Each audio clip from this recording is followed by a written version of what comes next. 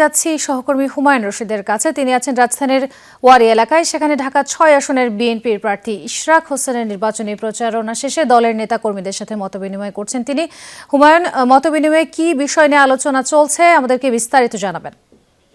ঢাকা ৬ কিন্তু আসলে পুরাতন ঢাকার প্রাণ কেন্দ্র নিয়ে গঠিত এবং এখানে দিনভর প্রচারণা শেষে এখন দলীয় নেতাকর্মীদের সাথে মতবিনিময় করছেন। সবচেয়ে সুস্বাদু হালিম, রাঁধুনি হালিম। হালিম হোক রাঁধুনি হালিম।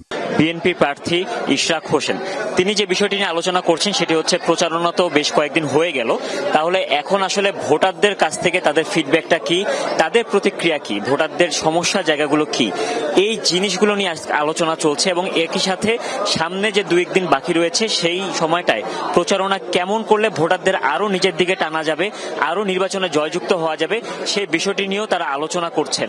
একই সাথে 12 তারিখ ঘিরেও তাদের যে কৌশল, তারা কিভাবে নির্বাচনের দিন আচরণবিধি তারা মেনে চলবেন সেই বিষয়েও তারা মতামত বিভিন্ন রকম নিয়ে রাখছেন। একটু আগেই আমরা যেটি দেখেছি যে সূত্রাপুরে যে বিএনপি কর্মীরা ছিলেন তাদের সাথে মতবিনিময় হয়েছে, এখন বংশালে যে কর্মীরা আছেন তাদের সাথে মতবিনিময় করছে। আমরা ভোটারদের সাথেও কথা বলেছি, ভোটাররা যেটি জানিয়েছেন যে এই আসনে দীর্ঘদিন ধরেই গ্যাস এবং সুপেয় পানির একটি সংকট তো রয়েছে, একই সাথে কিন্তু এখানকার রাস্তা সরু, যানজট এবং চাঁদাবাজির মতো নানা সমস্যা রয়েছে।